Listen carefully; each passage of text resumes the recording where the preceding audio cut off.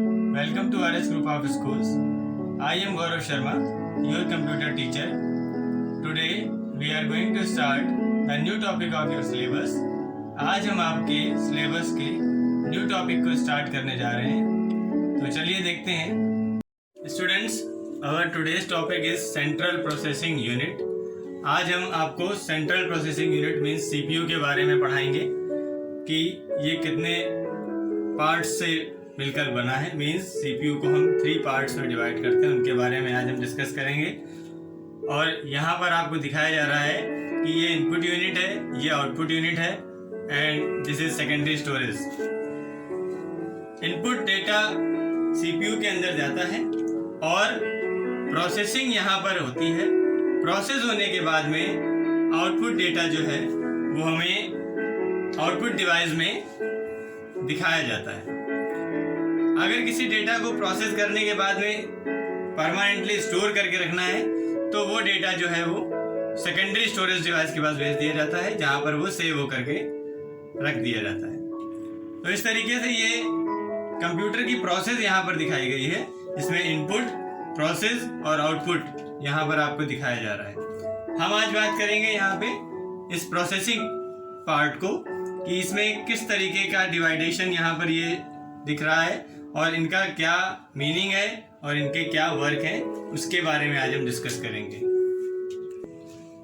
Now let's start with CPU. सबसे पहले हम सीपीयू के बारे में देखेंगे। सीपीयू एक्चुअल होता क्या है? It is the core part of the computer system. CPU जो है वो कंप्यूटर सिस्टम का कोर पार्ट है, सबसे इंपॉर्टेंट पार्ट होता है ये। यहाँ पर सारी की सारी प्रोसेसिंग जो है वो कराई जाती है। सीपीयू का वर्क क्या है? मेन वर्क है उसका प्रोसेस कराना। इसमें 3 पार्ट में ये डिवाइड होता है।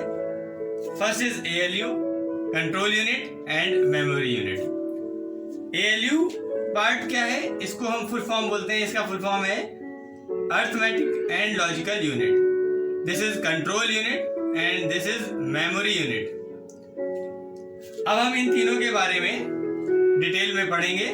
सबसे पहले हम पढ़ेंगे ALU के बारे में, arithmetic and logical unit.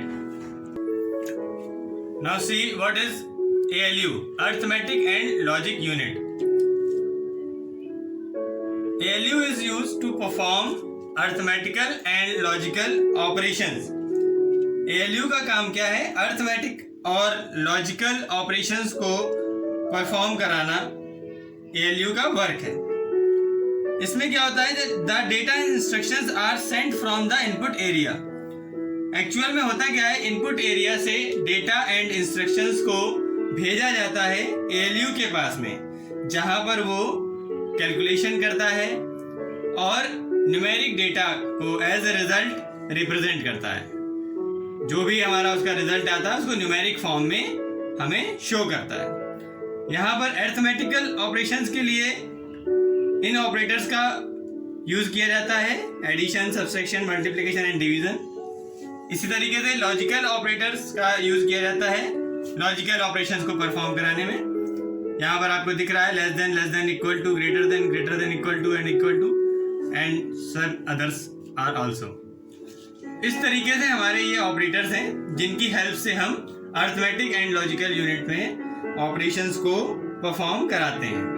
Next हम देखेंगे control unit. Next is control unit. Control unit का वर्क देखिए। Control unit is used to control the and coordinate the flow of data and instructions. Control unit का work क्या है? जो भी data है और इंस्ट्रक्शंस हैं उनको कंट्रोल करना और कोऑर्डिनेट करना। मींस जो भी डेटा और इंस्ट्रक्शंस हमारे कंप्यूटर में इनपुट कराए जा रहे हैं या जो प्रोसेसेस हो रही हैं उन सभी को कंट्रोल करना, मैनेज करना, किस तरीके से किसको क्या प्रेफरेंस देना है, कौन सा डेटा कहाँ सेंड करना है, कहाँ से रिट्राइव कराना है, इस टाइप की कंट्रोलिंग प्रोसेस जो है वो इस कंट्रोल यूनिट में होती है।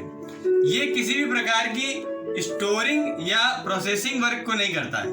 कि अगर आप सोचें कि जैसे जिस तरीके से मेमोरी यूनिट में डेटा स्टोर कराया जाता है तो इसमें ऐसा कोई काम नहीं है। इसका मेन वर्क है जो भी डेटा है इसकी प्रोसेसिंग का वर्क का मीनिंग ही यही है कि ये उसको कंट्रोल करता है। जो कंट्रोल करने का मीन्स आपको मैंने बताया कि मैनेज करता है किस डेटा को किस तरफ कहाँ पर सेंड करना है, कहाँ से उसको रिट्राइव करना है, कहाँ उसको सेव करवाना है। ये प्रोसेस जो है वो इस कंट्रोल यूनिट के अंदर होती है। Next is memory unit. अब हम देखेंगे कि मेमोरी यूनिट में सीपीयू में जो मेमोरी यूनिट पार्ट है उसका क्या मीनिंग है। इसको हम रजिस्टर से रिलेट कर सकते हैं। दैट इज रजिस्टर्स, देखिए क्या होते हैं। रजिस्टर्स जो है वो हाई स्पीड सर्किट्स होते हैं जो कि डेटा और मेमोरीज के एड्रेसेस को स्टोर करते हैं। देखिए रजिस्टर्स क्या है, ये हाई स्पीड मेमोरी यूनिट है जो कि डाटा और मेमोरी के एड्रेस को स्टोर करने के लिए यूज किया जाता है। और ये जो रजिस्टर होता है ये 2 बाइट्स स्पेस कवर कर सकता है। इसका जो स्पेस एरिया है वो 2 बाइट्स होता है। 2 बाइट्स की इंफॉर्मेशन को ये स्टोर कर सकता है। और जो भी ALU में हम ऑपरेशंस परफॉर्म कराते हैं उनसे रिलेटेड जो भी उसका आउटपुट आता है उसको भी टेम्परेरी स्टोर करने के लिए हम मेमोरी यूनिट का यूज करते हैं। तो इस तरीके से ये मेमोरी यूनिट पार्ट था हमारे CPU का। यहाँ पर हमने कुछ आपको बताया है कि किस तरीके से कितने बाइट्स में किलोबाइट होता है, कितने किलोबाइट में मेगाबाइट होता है, ये डिटेल यहाँ पर बताई गई है। तो यहाँ पर शॉर्ट में सबसे पहले आप समझेंगे कि देखिए आपको पता है कि बिट्स क्या होती हैं, 0 and 1। 0 1 हमारा कंप्यूटर समझता है। 0 1 से ही सारी इंफॉर्मेशन 0 1 के फॉर्म में ही कंप्यूटर में सेव होती है। 0 1 से ही सारी इंफॉर्मेशन हमारे सिस्टम पर स्टोर होती है और सारी प्रोसेसिंग भी जो है वो 0 1 के फॉर्म में कन्वर्ट करने के बाद में होती है। तो देखिए 0 and 1 जो है वो बिट्स कहलाती हैं। बिट्स एक बाइनरी डिजिट्स का शॉर्ट फॉर्म है। बाइनरी डिजिट्स, बिट्स जो है वो बाइनरी डिजिट्स को हम शॉर्ट में बोलते हैं। तो ये बाइनरी डिजिट्स हैं 0 and 1। बाई मीन्स होता है 2, तो ये देखिए 2 डिजिट्स हैं, ठीक है। इसी तरीके से अगर हम ये 0 और 1 जो बिट्स हैं इनका एक कलेक्शन करें, 8 बिट्स का कॉम्बिनेशन बनाएं तो वो 1 बाइट कहलाता है। इसी तरीके से अगर हम 1024 बाइट्स का कलेक्शन करें तो वो 1 किलोबाइट बन जाता है। इसी तरीके से 1024 किलोबाइट मिलकर के 1 मेगाबाइट बनाती हैं और 1024 मेगाबाइट्स मिलकर के 1 गीगाबाइट बनाती है। इसी के बीच में एक निबल भी आता है, NIBBLE, निबल। निबल्स में निबल क्या होता है, 4 बिट्स का कलेक्शन। यहां पर नहीं लिखा है, आप इसको देख सकते हैं।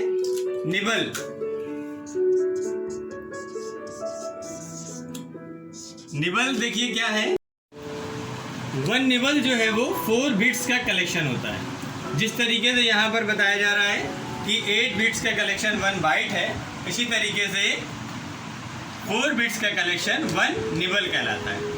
तो इस तरीके से देखिए यहाँ पर एक किलोबाइट, मेगाबाइट और गीगाबाइट है। इनको हम शॉर्ट में KB, MB एंड GB आप सुनते होंगे। मेमोरीज के ये यूनिट्स के नाम अक्सर आप सुनते होंगे। वीडियो डाउनलोड करते हैं या कोई चीज़ इंस्टॉल करते हैं, कोई एप्लीकेशन इंस्टॉल करते हैं तो उसकी मेमोरी वहाँ पर दी होती है। तो ये मेमोरी यूनिट्स जो हैं वो यही होती हैं। आपको कई बार सुनने में आता होगा कि 10 MB की एप्लीकेशन है या 100 MB की एप्लीकेशन है, 1 GB की एप्लीकेशन है।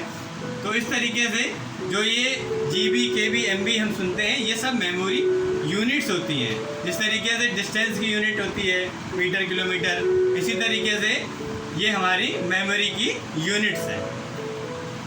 So students, these are the topics which we have covered today. In our next video, we will start the new topic of your syllabus. तब तक के लिए keep studying and be happy always. Thank you.